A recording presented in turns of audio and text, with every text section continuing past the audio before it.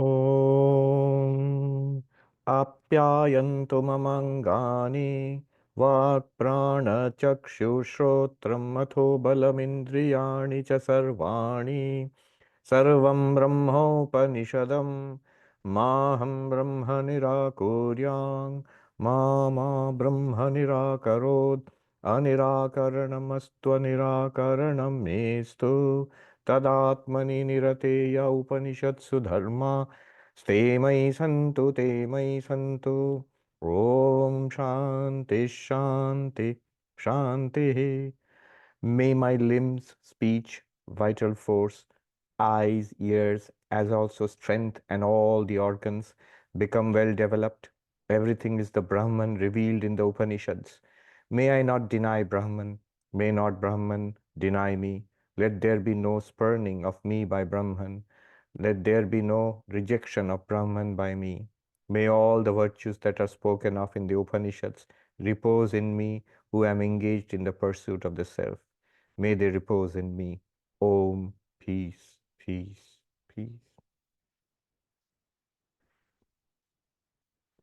So now we are studying the Kena Upanishad. Small Upanishad begins with a bang and it's quite dramatic throughout. It doesn't let up. So it begins with a very profound question which we have seen. The student asks, Keneshitam patati preshitam manah kena prana prathama preti yukta keneshitam vachamimam vadanti chakshu shrotram kaudeva yunakti. So what is this one luminous entity because of which the mind thinks? And I have the experience of seeing, of hearing. Also, motor organs like speaking, the power of speech. Then even life itself. So he's asking an interesting question that what is it that one luminous being, this is luminous, Deva, and one being, which is common to all of my experiences, whether they are sensory experiences like hearing and seeing, they're cognitive experiences like thinking, imagining, remembering, desiring, willing, or motor organs, actions in the world like speaking. Even life itself, behind all of this, as a substratum for this, as one source for all of these, what's there? And the answer given by the teacher is again very dramatic, very interesting way the answer is phrased. Shrotrasya shrotram manaso mano yad vacho havacha sau pranasya prana chakshushas chakshur atimuchya dhira pretyasmad lokad amrita bhavanti. Perhaps the whole teaching of the Vedanta given in this one mantra, and very skillfully so. First of all, he says, what you have asked for, that is the ear of the ear. It is the speech of the speech. It's the mind of the mind. It's the eye of the eye. It's the life of the life. A very interesting way of phrasing it. Why did he phrase it this way? We saw last time. I'm not going to repeat all of that. It's just that that one luminous light, one consciousness, which illumines all the physiological, cognitive, sensory activities in this body and gives us those first-person experiences. Now, instead of just saying consciousness or just saying the self, he used this language, meaning thereby, behind all these diverse activities, seeing, hearing, remembering, thinking, desiring, breathing in and out, behind all of these, speaking, behind all of these diverse activities, there is one light. That's one thing. There's one light behind all of them. And then that light is distinct from all of them. So consciousness, which is the answer, it is not part of these physiological processes. So you can see it raises huge issues of whether materialism is at all right or not. It's a direct challenge to that. Then you could have just said the self, Atma, but that also won't work, because if he says, the teacher said, it's the self or Atma we are talking about, the student and all of us, we already have, we think, we know very clearly what the self is. I am this body-mind complex. So if the teacher says, you are, the answer to your question is you are the one who lights up all these activities, we'll immediately think then I means this body mind. But the teacher wants to say it is not that body mind. It's something different, distinct from all of them. And yet, right here, in this body and mind, pervading the activities of all the senses. I gave the example of electricity, which being one force, distinct from the variety of gadgets, and yet pervades those gadgets and makes them do, enables them to do what they are designed for. So that is a brilliant answer. And then he also gave the result for this. If you realize that I am that. So right now we have a clear idea of what we are. We think we are this body mind. And therefore, whatever happens to the body mind happens to me because I am the body mind. But if the reference of the self is shifted, who am I? The answer to that question is shifted. It's not body mind, but I am awareness or I am consciousness. Then the teacher says, look at the tremendous result you will get. That while remaining in this body and mind, while living in this body and mind, yet you would be free of the vicissitudes, whatever affects the body, whatever affects the mind, you would be the witness of that. You would be the light, the luminosity behind all that, but not affected by the aging and the problems of the body, by the sickness, hunger and thirst of the prana, by the likes and dislikes, unhappiness of the mind. So all of those, you would be witness to it, but you would not be affected by it. You would transcend it. So atimuchya, you are free while living in this body and mind, free while living a life with eyes open, you're engaging. See, the question itself shows, the student is asking a question which is very vital to life itself. He's interested in knowing that reality which is right now present and enabling us to live our lives, seeing, hearing, talking, thinking, that kind of life. Not in deep meditation, not in heaven after death. Right here, the life we are used to is looking for the spiritual reality in this life. So realizing that, atimuchya, you transcend the limitations of material life. And then also says that after the death of this body will die one day. The one who has realized that I am not this body, I am this immortal consciousness, will be free of the cycle of birth and death. So that was the answer. Now, next, the student, of course, is very motivated, very eager, a wonderful answer. So the student wants to say, yes, suppose I'm supposed to realize that and become free in this life. Jivan Mukti, freedom while living. Videha Mukti, free after death, no more cycle of birth and death. Sounds great. Please teach me.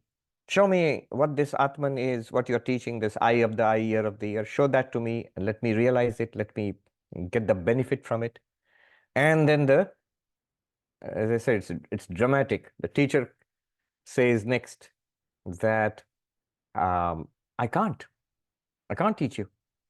Why not? And then it's very dramatic. The teacher says, because I don't know it myself. And I don't know how it can be taught. So the next mantra. Na tatra chakshur gacchati na vag gacchati no manaha na vidmo na vijanimo yathaitad anushishyad anya deva tad viditadato aviditadadhi iti shushruma purvesham yenastadvyacha chakshire. Let me read the English translation from Swami Gambhiranandaji. The eye does not go there, nor speech, nor mind. We do not know Brahman to be such and such. Hence, we are not aware of any process of instructing about it. And then he goes on to say, that Brahman is surely different from the known, and again it is above the unknown. Such is the utterance we have heard the ancient teachers who explained it to us. So what happened here? He says, we do not know it. Na vidmo na vijanimo. And we do not know how it can be taught. Why not? Because it's not something that you can know with the senses. This consciousness, this self which I just talked to you about, the ear of the ear, the mind of the mind, it's not something that you can see with the eyes. that, by extension, all the sense organs. You can't hear the Atman, consciousness, with the ears. You can't see it with the eyes. You can't smell it, taste it, touch it. You cannot even navagachati. You can't speak about it also. It's very interesting because you can't speak about it. We are speaking about it. And the Upanishad is speech about this Atman. So what does it mean? You can't speak about it. Speech does not go there. Speech can't reveal it. Well, at least you can think about it. I understand you can't see consciousness with your eyes, but you can think about it. We are thinking about it. There's a whole field of consciousness studies. And you great sages, you have been thinking about it for ages. So no, na manaha. I said, no manaha, the Sanskrit na here is na plus u. Certainly not the mind, which we are quite convinced about. The mind can think about the self. And the Rishi says, the mind certainly cannot think about it. Hence, we do not know how to, we do not know it. Know it means we do not know it as an object, as something that is seen. What do the eyes do? They see forms. What do the ears do? They hear sounds. So we do not know it as, of such and such form or such and such sound or taste or feel. We do not know how language can express it. We'll see later on why language cannot express it. We cannot even think about it, and we'll see also during Shankaracharya's commentary, we'll go into that, why we cannot think about it. Basically, consciousness is being the ear of the ear. It cannot be the object of the ear, or eye of the eye. It cannot be the eye of, it cannot be an object of the eyes. The instruments of knowledge cannot operate on the subject. Even grammatically, it's a fault to, this is called the fault of self-reference. A verb, it cannot operate on itself. So the knife cannot cut itself, for example. So similarly, an instrument of knowledge cannot reveal its own subject. The eyes, think about it. The eyes can see forms. The eyes cannot hear sounds. The ears can hear sounds. Ears cannot smell fragrances. The nose can smell, but nose cannot taste something, and so on. I know there is something called synesthesia, I think, where the senses are mixed up and you can maybe see sounds and taste, I don't know, various kinds of senses are mixed up. But otherwise, in general, there also, one sense cannot directly experience the objects of other senses. But even worse, let alone the objects of the other senses, that which is operating behind all the senses, the mind, say our thoughts. You cannot see the thoughts. Eyes cannot see the thoughts. Our ears cannot hear the thoughts. The nose cannot smell a thought, an idea, a memory. You can't. The opposite is true. You can smell something and that can set off a series of memories. And there is a great French writer who writes a very, very long novel. He smells, I think, madeleines, and then he has got memories of his childhood spent in this part in France. Proust, I'm talking about Proust. So what happened? The smell was smelt because of the nose, and then the memories came in the mind, but they were occasioned by the smell of madeleines. But the nose cannot smell the memories. That's crazy.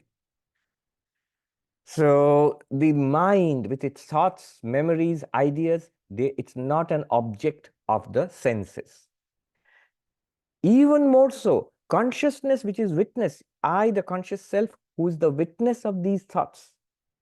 So that writer, he is the witness of the smell of the fragrance of the madeleines, and then he is the witness of internal state, witness of the memories which are evoked by the smell of those madeleines. So the memories, the mind cannot objectify consciousness. Let me sum that up. Consciousness which illumines the mind which objectifies the senses which objectify the world. World means forms, sounds, smell, taste, touch, the sensory objects. Those are objectified by the senses. That information comes to the mind, and the mind objectifies the senses. The senses cannot turn around. You can't see the mind, hear the mind, smell the mind, taste the mind, touch the mind. But the mind can objectify the information brought in by the five senses. The consciousness is that which illumines the thoughts and feelings. That's subject who was aware not only of the smell of the fragrance of the madeleines, but also of the memories evoked, which prompted him to write a very long classic novel in French. That consciousness cannot be objectified either by the nose, which objectified the smell, or by the mind, which evoked so many memories. So consciousness is not an object to the senses. Consciousness is not an object to the mind. And for certain reasons, consciousness is not an object to language that we shall deal with separately. I've mentioned on other occasions also. We'll see. Therefore, we cannot reveal that consciousness through sense organs, through speech, or through mind. You can't sense that Atman or pure consciousness. You can't talk about it. You cannot effectively even conceive of it. Hence, it's impossible to know it as such and such. This is Brahman of such and such form or sound or ideas or words which can describe Brahman. None of it is possible. Since that's not possible, you can think of the student feeling disappointed. Maybe I can switch YouTube channel. Some other channel will have the answer, some other teacher. And the teacher's, he closes that door also. The teacher says there is no way, no method. It's not that I don't know it. Nobody knows it. And nobody can teach you about the Atman. And then, as I said, drama. Having denied the possibility of knowing the Atman and teaching about it, the teacher proceeds to do exactly that. He says, Vivekananda in one place, in one talk in London, he said, you must not go away thinking it is unknowable. It is more than known. So here also, exactly that is done. It is said that the mind cannot know it. No act of the senses, no act of the mind can objectify, no act of the speech can objectify Brahman. And this is the same Upanishad which will go on in the second chapter to say something tremendously dramatically opposite. It will say, in every act of knowledge you can know Brahman. Put these two together. You cannot see it, hear it, smell it, taste it, touch it. You cannot speak about it. You cannot think about it. You cannot understand it. The five senses cannot objectify it. The speech cannot objectify it. The mind cannot objectify it. Intellect cannot objectify it. And then it goes on to say, it will come later in the second chapter. In every experience, whatever you see, whatever you hear, smell, taste, touch, Brahman is revealed there. Whatever you say, whatever you think about, Brahman is revealed there. Whatever you understand, Brahman is revealed there. Same Upanishad, it will do that. You can just see the drama of it. So now, for now, the teacher says, wait a minute. You must not now think that it's unknowable, unknown, cannot be taught. No, on the contrary, it can be taught. It is knowable, but knowable in a special sense and teachable in a special sense. Shankaracharya will explain why this drama. Why not just start teaching about it? Well, because the teacher wants to flag here that what we ordinarily mean by knowledge, it's not that kind of knowledge. There is knowledge of the Atman is possible, knowledge of Brahman is possible, realization of the ultimate reality is possible and has been done and can be done and should be done. However, just to flag, just to alert us that it is not the kind of knowledge that we are normally used to. Otherwise, if we are said, this is the path of knowledge, we immediately have a very clear idea of what knowledge means. It means libraries and teachers and assignments and exams. All of that is true here, but something much more is meant, or much deeper is meant here. And the method of teaching also is not just reading books or listening to a lecture. All of that is there, but the student is alerted. Shankaracharya will say that to alert us that it's a very different kind of knowledge and a very different kind of teaching. That's why this drama is there. You see that in some other Upanishads. We have done We have read Katha Upanishad and Mundaka Upanishad. In each of those cases, notice in the Mundaka Upanishad, when the student Shaunaka asked, "Sir, what is that by knowing which everything will be known?" Instead of directly saying Atman or Brahman, what did the teacher say? There are two kinds of knowledge, the higher and the lower, the supreme and the relative, and then went on to include under the lower knowledge everything that was considered as knowledge. Again, showing that the higher knowledge is something quite different from what we conventionally mean by knowledge. In the Katha Upanishad, famous story, when Nachiketa asked about the secret of the Atman, what is there after death and so on, the Lord of Death, Yamaraja, refused to answer, tried to divert him, tried to say, ask about something else. And when he wouldn't, when Nachiketa persisted, then Yamaraja tried to tempt him. Whatever you want in this life or the next, it's all yours, but don't ask about that. So in Katha Upanishad, Mundaka Upanishad, and very clearly here in the Kena Upanishad, that this knowledge is something very unique, very different from what we are used to as knowledge. And so it alerts us. And then the teacher goes on to actually teach. Again, very dramatic teaching. What you are asking about, here is this. Here is the teaching.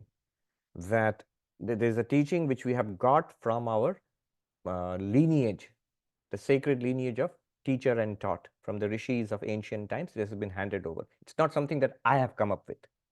This is something that has worked in every generation, and enlightened people have been produced. So it has worked for us. In that sense, yes, we are enlightened. Now I'm passing it down to you. Let's see if it works on you. Here is the teaching. Here, Gambhiranji gives a comment from an ancient commentary that the word used by Shankaracharya in his commentary will be traditional knowledge, which has come down through the line of teachers and pupils. By quoting traditional teaching, one does not expose oneself to the charge of speaking about something that defies speech. See, what's going on underneath is, you've just said it cannot be spoken about. Now, how is it that you're speaking about it? Yes, I understand, you have alerted me. It's a very different kind of knowledge. That's okay. But you said that it cannot be spoken about. Now you're speaking about it. There are some depths to this, but one preliminary argument given by Gambhiranji based on Shankara is that when you quote a lineage, a sacred knowledge, sacred lore which is passed down from teacher to student, you are not speaking about it. It's something that you are using, which has been passed down to you, and therefore you are not subject to that charge that you just said it cannot be spoken about by speech and you are speaking about it. No, it's a technique passed down from the ancient times, and I'm trying it out on you. There is more depth to it. One is that those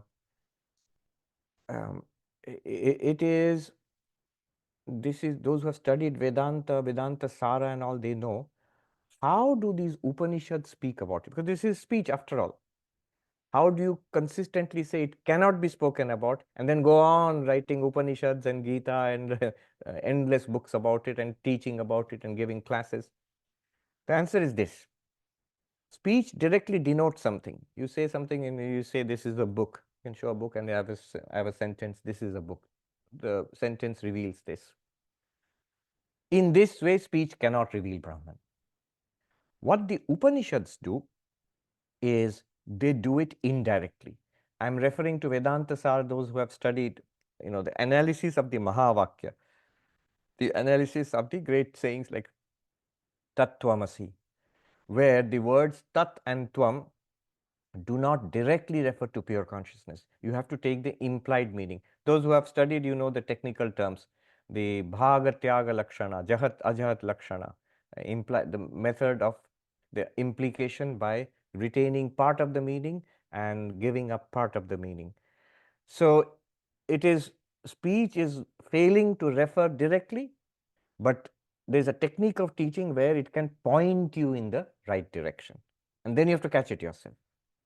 To put it in simple words, without going into the technicalities of implied speech, it is just these sentences, the teachings of the Upanishads, have to be taken as pointers. When I say this is a book, the sentence is not a pointer, it's directly referring. It is what is called, language is intentional, it's about something. So this is a book directly refers to this object. Like this speech cannot reveal Atman or Brahman. Indirectly it can function as a pointer. Anyway, that's what the teacher does. What's the teaching? This which you are asking about, here is the teaching. It is what you're looking for, the Atman, Brahman, pure consciousness. It is other than the known, and it is other than the unknown. Literally, it is other than the known and above the unknown. What does it mean? The entire universe of discourse, it falls neatly into these two categories: known, unknown. By known here, we do not mean what we know right now. We know very little, and that keeps changing all the time. By known, it means anything that can be known. Anybody who has known it, whatever has been known by anybody at any time, whatever can be known by any method, scientific or otherwise, all of that falls in the realm of known. And by saying this, the teacher firmly sets Atman or Brahman apart from the known. It is not at all anything that we know, anybody knows, or it's not at all anything that is knowable. Can science advance far enough in the future and therefore know it? Clearly, it is said here, no. Science as we know it, the science as it exists now, that, so the teaching here is that kind of science will know many, many things in the future. Will it know the Atman or Brahman? No. Because whatever it knows, it will be known. It will be in the field of the knowable. Then there is other than the known. Immediately the mind will think, oh, so the Atman, Brahman is unknowable. It's not only unknown, unknowable. That's what you mean, unknowable. And then the teacher says, it's other than the unknowable. What is the unknowable? That Shankaracharya will reveal in his commentary. Maya, for example, Shankaracharya says is unknowable. We'll see a little later. But it's not even that. This is a drama and extraordinary method of the teacher. Anything that is known, can be known in the future, by whatever method, all that is not meant here. None of that. Therefore, you mean something that completely unknown, that cannot be known. In Vedanta, it would be Maya. In modern science or mathematics, Gödel says there are certain axioms which are true, but they are not provable. You can never know whether they are true. You cannot prove it. Are there things like that which are, by the very structure of the universe, unknowable? So is this Atman or Brahman in that sense unknowable? No. The teacher says no, not even that. And so what does he mean by that? That it is not something that is known or knowable at all. The whole realm of knowledge is set aside.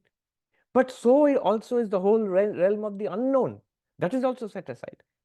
There is only one thing which answers to this description. That is you yourself, the self. The self is not known or knowable. Why not? Because as the teacher just said, the eyes do not go there, the sense organs do not objectify it, speech cannot objectify it, mind cannot objectify it, intellect cannot objectify it. So unknowable, unknown. It is unknown, not in the realm of the of knowledge. So unknowable? No. Can we really say my I, me, myself, I am unknown? Not at all.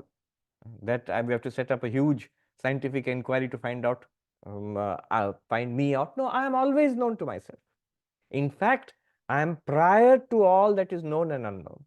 It is to me that the realm of knowledge and the realm of the unknown appears. So that I, the self, which is the witness of the known and the unknown, is beyond the known and the unknown. You cannot say it is known as an object of knowledge, pure consciousness, the self itself, Atman. But you can certainly not say that it is unknown, because the Atman in Vedanta, we'll see, it is Swaprakasha, self-luminous, ever revealing itself and everything else. What will happen by this teaching? Commentator will make it clear. What will immediately happen is a remarkable thing. If the student has got it, the inquiry will stop. The seeking will stop. When will seeking stop? When I found it. I know what you're talking about. It is I, me, myself. Now there will be an inquiry to know the real nature of myself. That is true. But I have found it. I have got it, what you are trying to say. Now it's no longer something I have to find, some Atman, Brahman, some kind of God, absolute reality. No, no, no. It's already found. What is more certain than I, me, myself? What is more obvious than I, me, myself? It's there. But what is that and how it will help us, that we have to see. So the seeking will stop. The inquiry will stop now. Not that person will say that my inquiry stopped, my spiritual curiosity has been satisfied, now I'll move on to other things. Let me change the YouTube channel and watch puppies being rescued. So, no, not in that sense. Or watch a food channel or something like that. No, not in that sense. Our inquiry will in fact become much more sharpened, much more alert, because we have found it. It's for the first time, it's real for us. It's not something I believe in. It's not something mysterious anymore. It is I, me, myself, the most obvious fact. And so for the first time, it is a blazing reality for me, undeniable reality for me. All right. So this is the teaching. Now, in the remaining time, I'll quickly take us through the commentary by Shankaracharya. Adi Shankaracharya writes an extensive commentary on this teaching. Remember what the teaching is. First, the teacher says, can't be known. I don't know it. I don't know how it can be taught. Why not? Because the eyes do not go there, the speech cannot speak of it, the mind cannot think about it. Then he takes the whole thing back and gives a teaching. What you are asking for? I have a way of answering you. I have a way of realizing that. How? It has come down through the lineage of teachers. What is that? It is other than the known. It's beyond the unknown. That's the whole thing. Shankaracharya now comments about it. Eyes do not go there. Shankaracharya writes, Na tatra tasmin brahmani chakshu gacchati swatmani gamana sambhavat. The eyes cannot see Brahman. Why? Shankaracharya gives an interesting argument. Swatmani gamana sambhavat. The subject cannot be objectified by the instrument of knowledge. So, what's the subject of the eyes? Behind the eyes is the mind. You, the person who's thinking, and you're seeing something and thinking about what's being thought. That mind itself cannot be objectified. In fact, the eyes cannot objectify themselves also. The way the eyes see, for example, I can see my own hand with my eyes. My eyes can see my own hand. However, these eyes cannot see themselves like that. The eyes can see everything, but the eyes cannot see themselves like that. You might say, take a close look at your picture in the screen, Swami, you can see your own eyes. No, I can see a picture of my eyes. The way the eyes see something, that way the eyes cannot see themselves. Obviously. In fact, the eyes can only see things which are at a little distance from the eyes. Even your glasses, the eyes can see, but the eyes cannot objectify themselves. More so, the eyes cannot objectify the mind. I just said the eyes cannot objectify themselves. The physical organ cannot see itself. Obviously, it cannot see the objects of other organs. The eyes cannot see sound or see smell or see touch. More so, the subject behind the eyes. What's behind the eyes and the ears and the nose and the tongue, the touch? Mind, where all the information is collected and processed. Those thoughts in the mind cannot be seen by the eyes. The mind can see the eyes in the sense it can be aware of the eyes and the information brought in by the eyes. The mind can be aware. It is aware, in fact. It's processing that information. But those thoughts in the mind cannot be seen by the eyes. And those thoughts are illumined by you, the consciousness. How much more so it will be impossible for the eyes to see consciousness. So the subject cannot be seen by the instruments of knowledge. The subject cannot be objectified. Gamana sambhavat. So atmani gamana sambhavat. Consciousness is the innermost subject, not only of the eyes, but for everything in the body mind. Tathana vaggacchati. Speech cannot reveal the Atman. Why not? And Shankaracharya explains what is meant by speech revealing something. He says when the correct words are uttered, the object meant by the words is understood by us. That's what is meant by speech. You might say, yeah, that's stating the obvious, but the obvious has to be stated. How does speech operate? The speech operates, you utter the words with a physical process, and those words are received by somebody else, and they process the words you have uttered and realize, understand what is referred to by those words. That's how speech works, and that cannot work for the Atman. Why? Shankaracharya says, Tasya cha shabdasya nirvartakasya cha karanasya atma brahma. For the words and for the physical mechanism of the vocal apparatus, for both of them, the subject behind it is Brahman, Atman.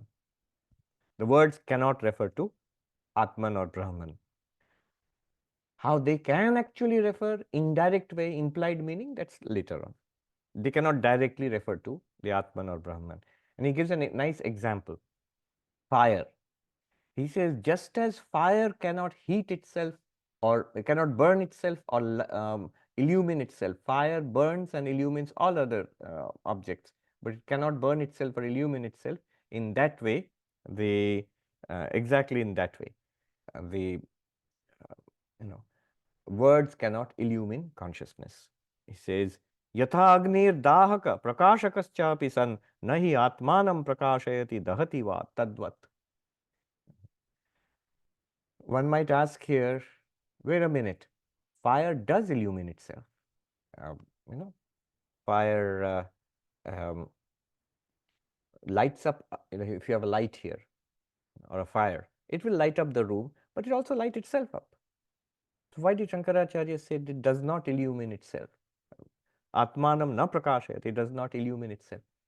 Well, it's again, this is called self-reflexivity. Thing does not operate upon itself.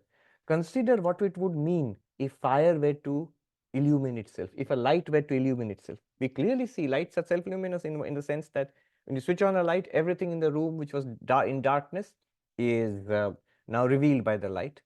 So to see something in darkness, you need a light. But you don't need another light to see the light. The light reveals itself. So why would you say light does not reveal itself? Well, consider what would be involved, what would be the implication if you say light illumines itself. What was the language I used?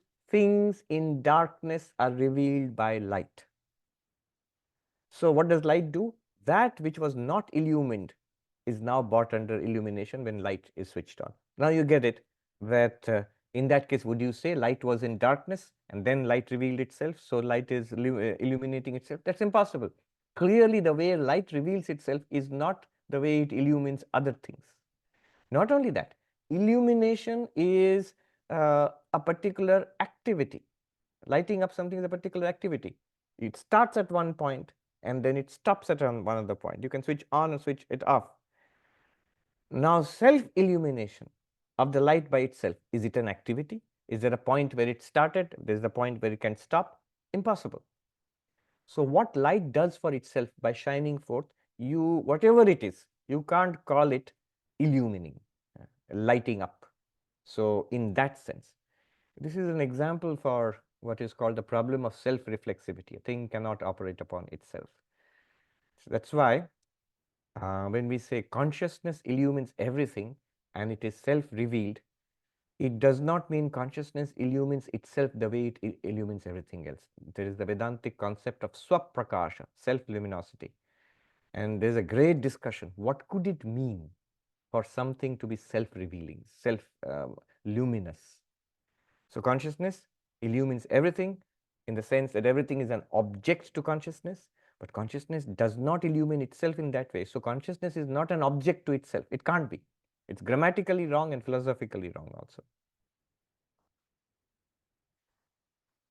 Then Shankaracharya goes on to say, what about the mind?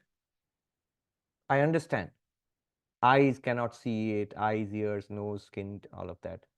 Tongue cannot objectify Atman, consciousness. Speech cannot also reveal it directly, as you said. Okay, What about the mind? Clearly, we are thinking about consciousness, right? So mind can think about consciousness. And Shankaracharya says, absolutely not. He says, for the others, the teacher has said, mind cannot, speech cannot, eyes cannot, speech cannot. But for mind, the teacher says, the mind certainly cannot. Because we think, we are quite clear, the mind can think about consciousness. He says, mind certainly cannot. Na u, certainly not. Manaha, manascha anyasya sankalpayatri adhyavasayatri cha sat natmanam sankalpayati adhyavasyati cha tasyapi brahma atmeti. What does the mind do? That which is other than the mind can sankalpayati. That means it can think about it, cognize about it, process whatever information comes in through the senses or from the memory, externally, internally, whatever comes to the mind can process it. It can objectify it. And then intellect. So here by mind, both mind and intellect are meant. What is the function of the intellect? To grasp, to ascertain, to know, to understand. Adhyavasaya means to understand. The intellect also can understand objects. It could be things in the world, it could be concepts, whatever it is, it understands. But it cannot do that for Atma. Tasyapi Brahma Atmeti. Because again, consciousness is the very self of the mind, is the very self of the intellect. Yeah. So the intellect and the mind can objectify the world, they can objectify the body, they can objectify the senses also. In fact, one thought can objectify another thought. That's what's called introspection. You can think about your own thoughts. You can examine, you can self-critically examine one's own concepts. That's what we do. But the consciousness itself, which lights all of them up, that can never be directly an object of the mind. It's a clear warning to us, because that's what we do basically. When we read all this and we try to understand all this, we are trying to objectify it. At best, what we can do is like looking in a mirror and we see our face in the mirror and we say, yes, that's my face. That's to that level we can understand consciousness. The awareness reflected in a thought, the awareness reflected in a flash of understanding, that awareness we can objectify, because the thought or the understanding is an object.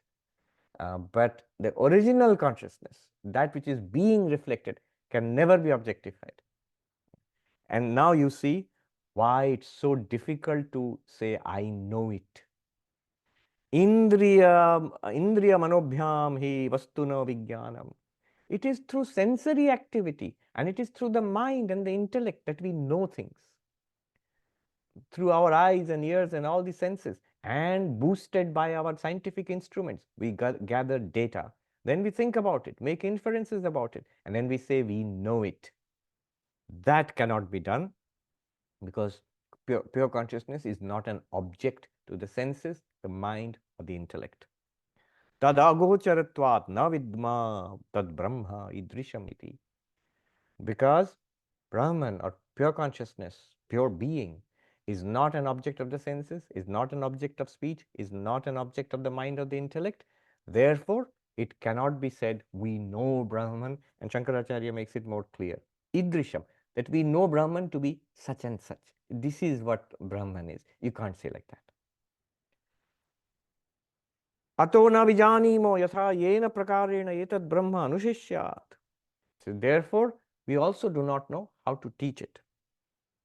Shankaracharya goes on to say, when things have certain characteristics which can be thought about and put in speech, then you can teach a student.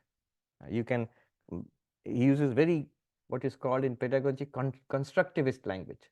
He says, pratyayitum. You can enable the student to generate the moment of understanding, let's say. But for that, you have to convey it through things which have characteristics, something that can be put in speech. But you can't do that for Brahman, and hence you can't instruct the student. Therefore, the instruction has to be special. What's the point of all this? Because he's going to take it all back. Shankaracharya says, Atyantameva upadesha prakaram pratyakhyane prapte tad apavadvayam uchyate. Now we have arrived at a point where the teacher has completely denied the possibility of knowing Brahman or teaching Brahman. And then Shankaracharya says, now he takes it all back. Apavadam uchyate. Now the teacher rolls it all back. Why? Why did he do this? Why did the teacher do this? Why not directly explain? He says, Upadeshe tadartha grahane cha yatna atishaya kartavyata darshayati. Teaching and understanding, teaching and comprehension, learning and teaching, let's say, teaching and learning here. Upadeshe tadartha grahane cha. In the teaching and in the learning from that teaching, atishaya yatna kartavyata. A great and special effort has to go in. Teaching has to be very skillful and the student has to be qualified and very alert. It is not like other kinds of learning.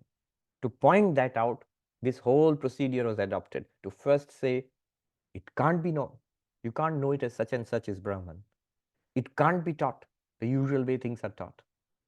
And to make us, to alert us, now there is a way, and that way will now be used. The teacher will use the way.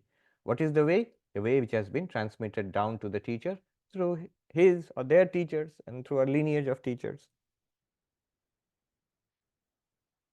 Satyamevam pratyakshadivi pramane para pratyayitum na para pratyayitum shakyah. It is true. What the teacher said is true. By the methods of knowledge, by perception or by inference and other methods of knowledge, you cannot realize the ultimate, the transcendent reality, Atman or Brahman. True. However, you can see a however coming here. Agamena tu shakyate eva pratyayitum iti tadupadesha artham agamam aha. Upadesha artham agamam aha. He says now, it is possible. He uses the word agama, which generally refers to either the Vedas or the tantric literature. But what it, Gambhiranji notes here, what it means is the traditionally transmitted knowledge. And then Gambhiranji, if you realize, if you remember the footnote which I read out, it allows the teacher to sidestep the charge of speaking about something which he himself claims cannot be spoken about. So this traditionally received methodology he is now employing on his student, which teachers had employed upon him. Teacher is now employing upon the student. What is that teaching? Anyadedva tat viditad. It is other than everything that you know. And Shankaracharya makes it clear. What is it? What is viditad? What is viditam? What is known? What do you mean by the sphere of knowledge? Viditam nama yat vidikriya atishayena aptam vidikriya karma bhutam. What is pervaded by the act of knowledge? And he explains further. Kvachit kinchit kasyachit viditam syaditi. At any point in time in history, by anybody, by any method, whatever has been known, is being known, can be known, remains to be known, whatever at this point may be unknown, but can come within the range of knowledge, all of that, whatever is knowable by any method, by anybody, at any point, all of that is called knowledge, knowable. And he says it's other than that. It's other than that, which is worth thinking about. Tasmad anya, other than that. Aviditam agyatam tarhi iti prapta. In that case, immediately we'll swing to the other extreme and say that, oh, so you mean it's unknown. It's unknowable. Brahman, Atman, that's what you mean. It's unknowable. If it's utterly other than the knowable, then it's unknowable. He says, no, it's utterly other than the unknowable also. See, he says, api viditad, vidita viparitad, abhyakritad, avidya lakshanad, vyakrita bijat. He says, anyaha, anyat. No, it is not unknown either. It's not unknowable either. It is not unknown or knowable. It's not unknown or unknowable. It's other than that. And what is this unknown, unknowable? Let me just say a few words about it before I move on. What is known and what is unknown? Shankaracharya gives a few words. clarifying. He uses the word Vyakrita, Abhyakrita. Vyakrita means manifest. So whatever is available for the senses or our instruments of knowledge, for the mind and intellect to know, that's all Vyakrita, manifest. This is this universe. Both the physical universe and our social universe, all of that is the manifest universe. And then there's something called Abhyakrita, which is unmanifest. And Shankaracharya gives the example, prime example. He says here, Abhyakrita Ajnana, Avidya Lakshanat. Avidya, Maya, Prakriti, Shakti. There are many, many words for this. So it is the unknown or unknowable from which the entire knowable universe has come. So two words, known, unknown. Shankaracharya explains further by saying manifest, unmanifest, Vyakrita, Abhyakrita. The Abhyakrita, there are many words for this. Unmanifest, Abhyakta, again unmanifest, Shakti, the power of God, Maya, an ancient word is Pradhanam. Pradhana is a word from Sankhya philosophy. All of it refers to that source from which the manifest universes come. The source from which the manifest universes come is unmanifest. That is what is also meant by the unknown here. Another word Shankaracharya uses is Karyam, Karanam, effect and cause. This is this entire universe, all of it, from the tiniest to the largest, all of it, from the physical to the psychological, all of it is Karyam, effect. And there is a cause for this, Karanam. What is the cause? Maya. What is the effect? Universe. And it is being said then, when you say it is other than the known and other than the unknown, what you are saying is Karya Karana Vilakshana Atma, consciousness, Atman, Brahman, our real nature is neither an effect nor the cause. It's something outside causality. That's what is being said. Very profound statement. Another term Shankaracharya uses to expand upon the meaning of known and unknown, Heya Upadeya, that which is to be given up and that which is to be acquired. The Atman, the self, is other than that which can be or should be given up, and other than that which can be or should be acquired. I mean, that's obvious.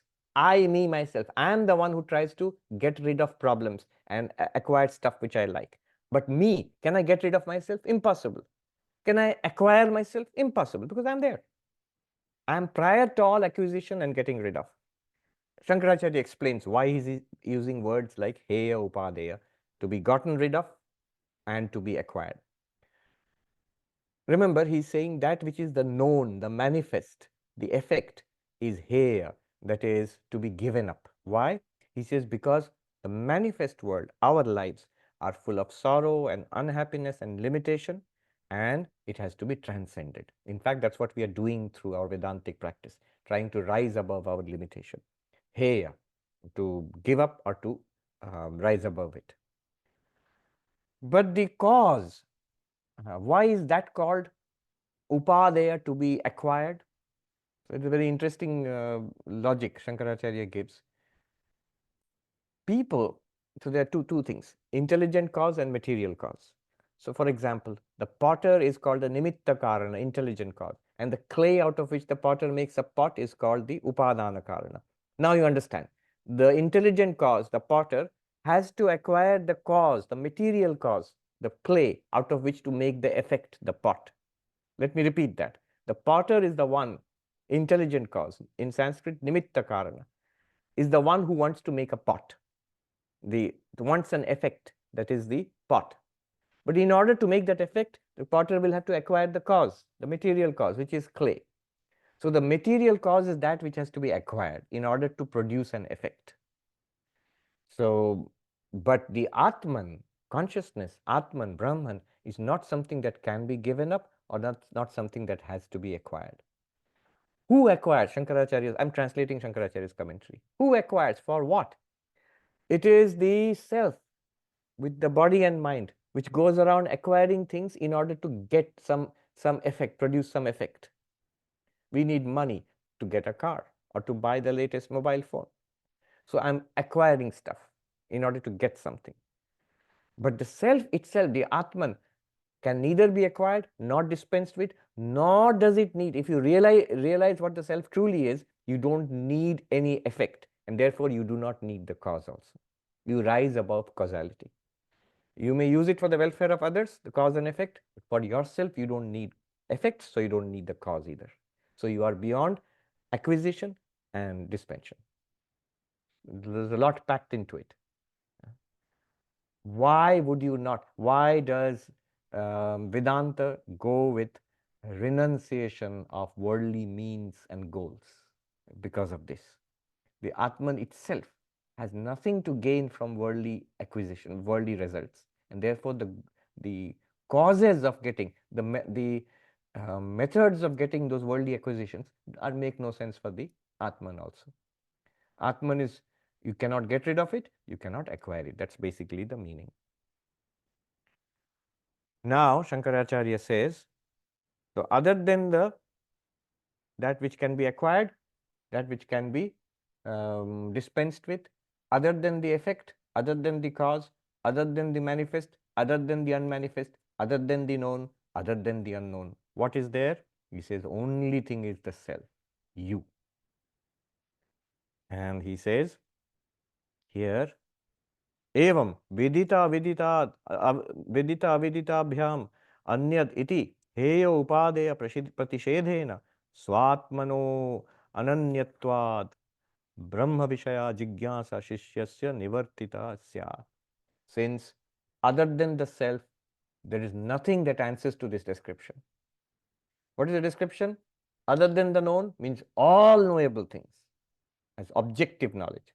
Other than the unknown, the cause of all Maya, etc., unknown. Other than the known and the unknown, only self is there. Other than the manifest and the unmanifest, only the self is there. Other than the cause and the effect, only the self is there. Other than the acquisition and renunciation, only the self is there, which can neither be acquired nor renounced. And therefore, when this is understood, first effect is the seeking stops. He says, Brahma Vishaya Jigyasa Shishyasya Nivartita. Nirvartita, he says. It is completed. Completed means you have found it. If you dwell on this, you will realize what we were seeking for, it was always there. It was you yourself. Now, of course, we have to go deeper into it, but you have found it. You're no longer searching here and there. We're still searching here and there. Go back to the instruction. Other than the known, other than the unknown. If you're searching, you think it is unknown. If you think you have found it, you found something known. So neither is possible. You say, I got it now. I found the Atman Brahman. It's something that is known. That's not it. Oh, then I have to keep searching. I don't know what it is. That's the unknown. That's not it. Nahi anyasya swatmano vidita viditaabhyam anyatvam vastutah sambhavati iti atma brahma ityesha vakyartha.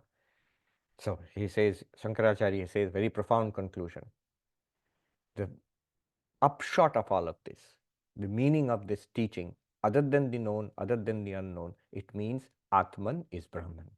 You, the self, are Brahman. You are that ultimate reality which was asked about.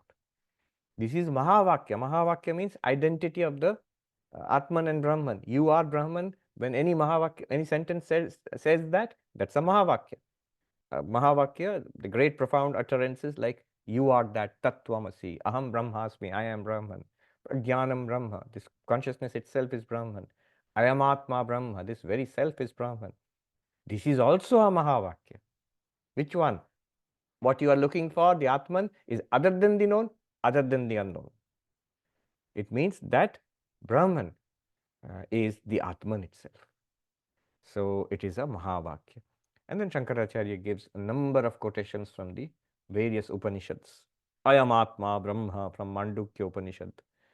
Ya Atma Apahata Papma, with that Atman which is beyond causality, sin and merit. Yat Sakshad Aparokshad Brahma from Brihadaranyaka Upanishad.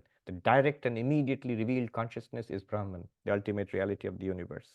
Ya Atma Sarvantara, again from Vedic Upanishad, the self which is the innermost. What is the innermost self? If you think the body is the self, it's still outer. Mind is inner to the body. If you think mind is the self, it's still outer. You, the witness, is the witness of the mind. So the witness consciousness is the innermost, which can not be objectified anymore. All right. So this concludes the discussion on that amazing teaching by the teacher. Now, if this is too concise, and don't worry, the teacher will expand upon it. He will, and drama has not ceased, lots of drama to come. And then in the second chapter, the teacher will give a test. Like we have unit test, quiz, like that. The teacher will give a test, and the student will come out with flying colors. And that all, there's a tremendous amount of drama and amazing language, paradoxical language used there. And then the third chapter, teacher will make it easier. Third chapter, for those Vedanta for dummies. So if you're dummies, the intelligent ones have already heard the teaching. In the second chapter, they will pass, summa cum laude or something. But the rest of us, we are left behind. We don't get it. What's going on here? The teacher will say, for us, there's a story. The teacher will tell us a story about gods and demons. The third chapter. And finally, some associated practices will be, auxiliary meditations will be suggested in the fourth chapter, and that the whole teaching will come to an end. So all that is ahead of us. Let me see the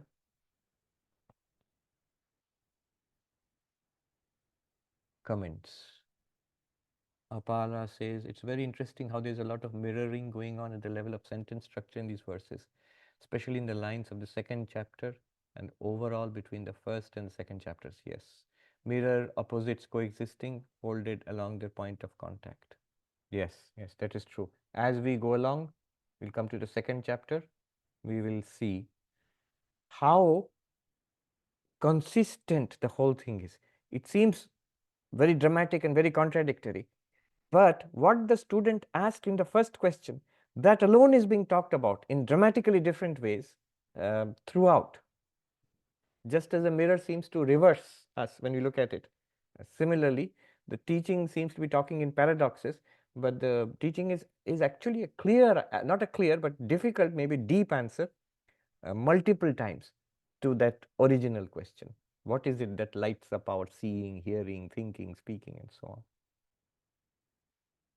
John says, in the retreat, you spoke about the breakout realization or enlightenment or sadhana changes and then used to remove vasanas and so become centered in Brahman or Brahmanishta.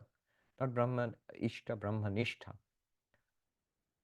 Could you expand a little on the centered in Brahman or Brahmanishta? Not Brahman Ishta, but Nishtha. Nishtha means dedication or staying with it. Nishtha is a word used in many Indian languages, Hindi, Bengali, and also it comes from the Sanskrit. Commitment, staying with it, centered in. Is this what is meant by integration, or is it something else? Yes, you can call it integration. What happens is, by our Shravana, Manana, Nididhyasana, by our systematically studying Vedanta, listening to the teachings, and then thinking about it and gaining clarity on the teachings. So the teachings give us knowledge. Then thinking and reasoning about it gives us more knowledge, more clarity. And then meditation upon it makes it a living reality. Now this living reality for us, then we try to live life, our daily grind of problems and struggles, physical, social, financial, whatever is going on, internally also, psychological.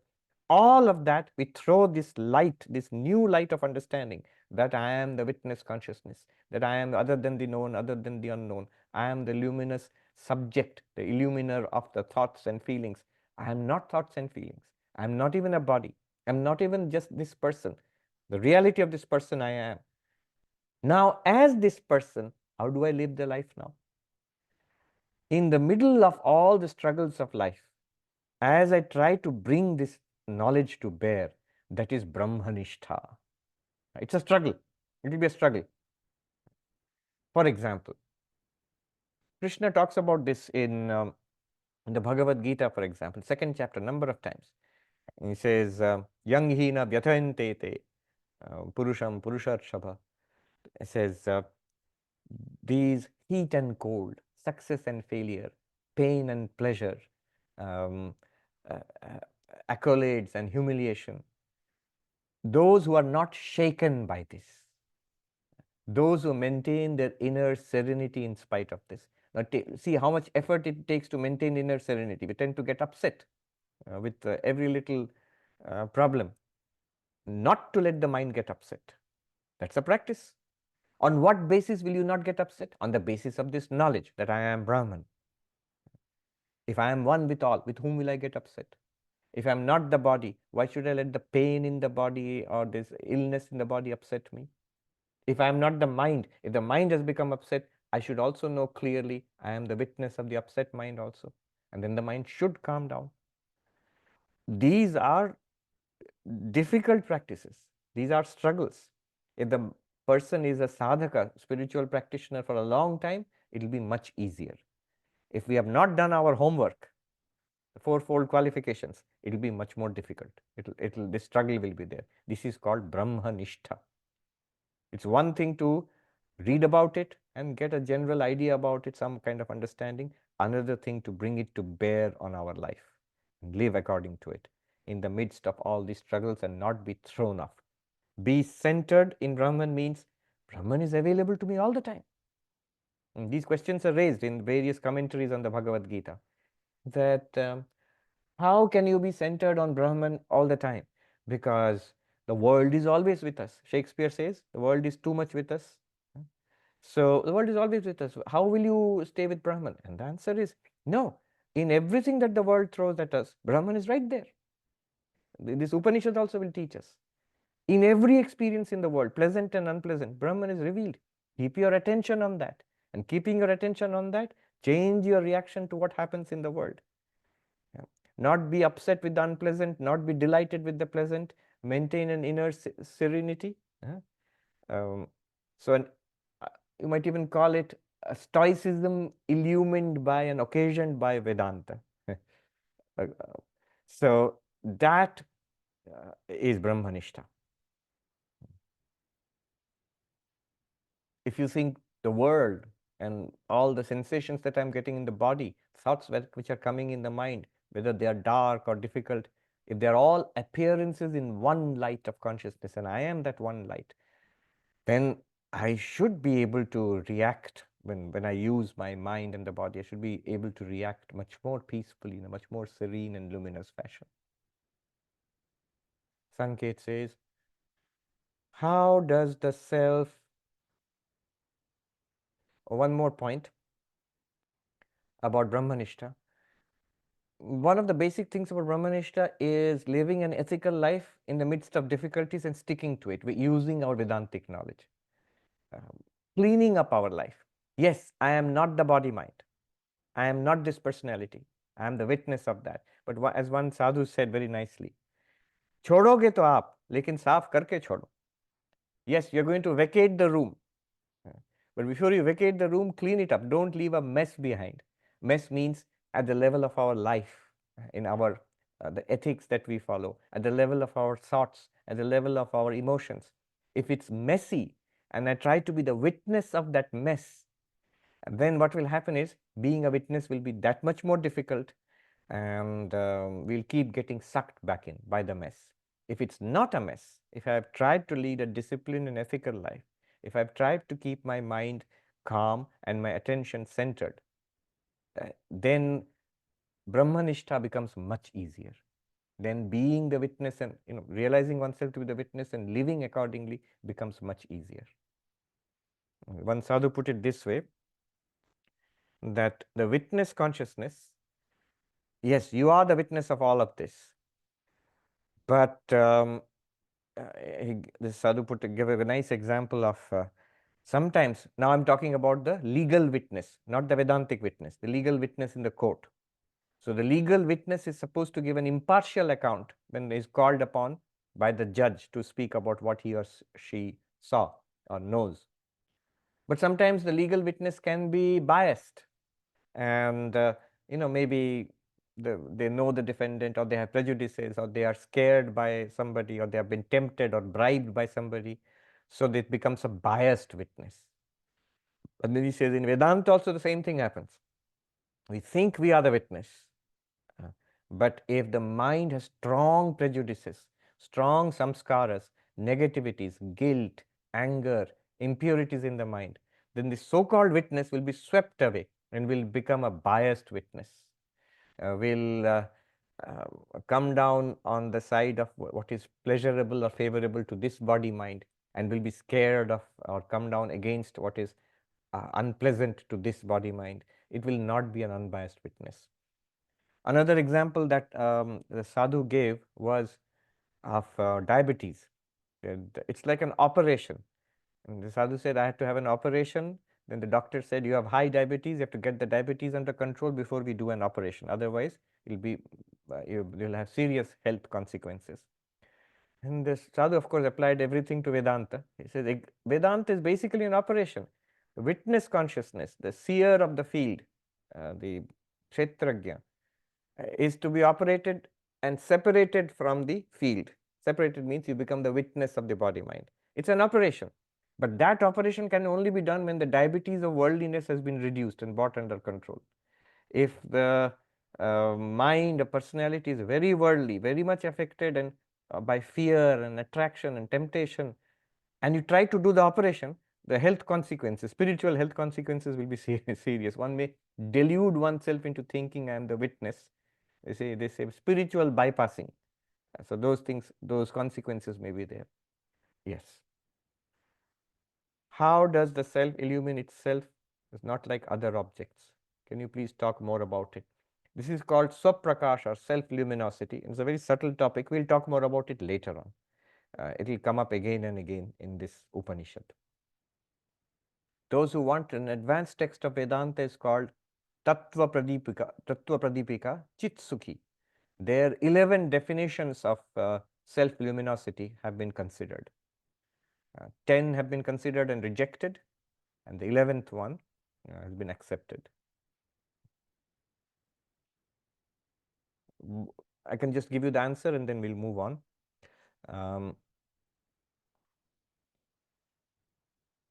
It says that this aparoksha vyavahara yogyatvam svavishayatve sati aparoksha vyavahara yogyatvam swaprakashatvam. What does it mean? That while not objectifying itself is amenable to usage of direct illumination or directness. What it means is this: I am directly available to myself without objectifying myself. That's what it means. Svavishayatve sati, not being an object to itself. Consciousness is never an object to itself. And yet you cannot say you don't know consciousness. It is directly available. Aparoksha vyavahara yogyatvam. It is fit. Yogya means fit. Aparoksha, direct or non-indirect. Vyavahara, linguistic usage. So it's a very technical way of putting it. What it means is this: you're trying to say technically precisely that I am available to myself without objectifying myself. It means to take the subject seriously. What happens these days in psychology and consciousness studies and all is there is an unspoken assumption the subject is just another kind of object. And what Vedanta says is that's utterly wrong. See, the problem with our modern scientific approach is that if it is not an object, it's not real. Nobody says it outright, but that's what is in the background of most people's thinking. If it is not some kind of object, it doesn't exist. So the subject also must be a kind of object. Some brain is producing consciousness, a kind of special object, and therefore we will study it with our probes and our fMRI machines. No, Vedanta says the subject is not at all an object, and yet it's entirely real. In fact, Vedanta will go further on to say it is the only reality that the fact that something is an object is always an object to a subject, and thereby it is not as real as the subject. The subject is more real than the object. Anyway. Sonali says, does Kashmiri Shaivism say consciousness is self-aware or self-reflexive?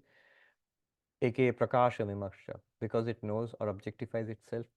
Yes, that could be one of the objections against Kashmiri Shaivism, when it says Shiva is not only pure consciousness, but also self-aware. So the consciousness is aware of itself. Now again, they will argue, rather contrarily, it is not objectifying itself. If it's not objectifying itself, and yet in some sense it's self-aware, then how is it different from the self-luminosity of Advaita Vedanta? Shiva illumines everything and also knows that I exist. This knowing, this self-reflexive knowing of I exist, we know all that because we have a mind. The mind can think I exist. But at the level of pure awareness, to be aware that I exist, with the only way it's possible is what I just said, self-luminosity. Swa vishayatve sati aparoksha vyavahara yogyatvam, that way.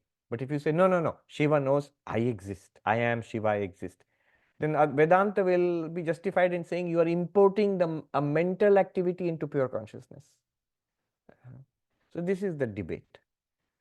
Though the Kashmiri Shaivas, if you actually look at what they mean by vimarsha, it's a more subtle idea. I still can't distinguish it too much from the swaprakasha, self-luminosity idea of the Vedantins. All right, we don't have time actually, we've gone beyond time. Let me just say, all very good questions. How does introspection work? Ajit asks. Thoughts inspecting thoughts? Yes. So one thought inspects the other thought. It does not inspect itself. So introspection is basically objectifying our own thoughts. Not that we can't objectify thoughts, we can. But one thought can think of another thought, and both are illumined by consciousness. We can think of other thoughts, we can consider our emotional states, we can consider our own ideas, all of it can, memories.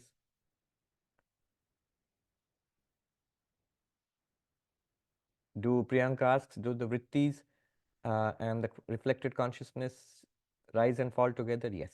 So both of them are non-existent in deep sleep. This is the Vedantic position. Abhijit will just take this up and stop. One or two questions. All really good questions actually. Abhijit says, when you explain that the self or awareness is what mantras 3 and 4 are referring to, makes sense. But how or why is Brahman coming up? Mantra 5. Why does the Upanishad just refer to Atma?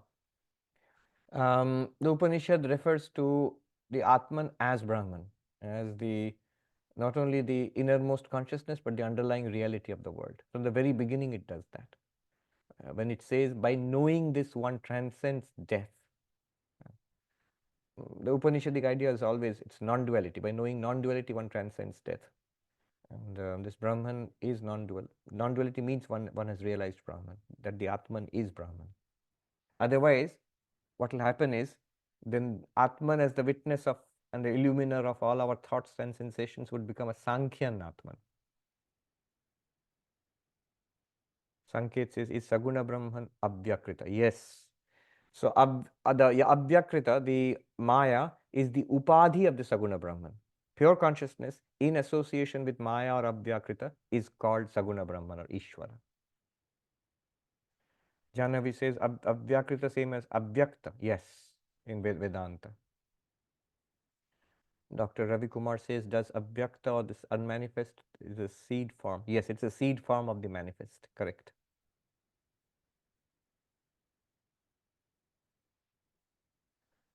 Srinivas says, can we treat not knowing as knowledge too?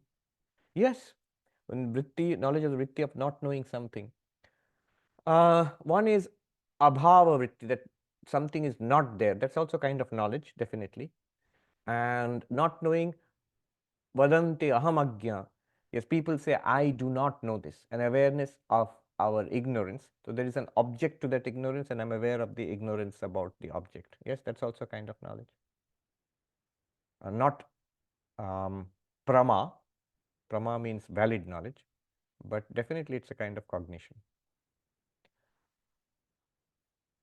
Om Shanti Shanti Shanti Hari Om Tat Sat Shri Ramakrishna Arpanamastu.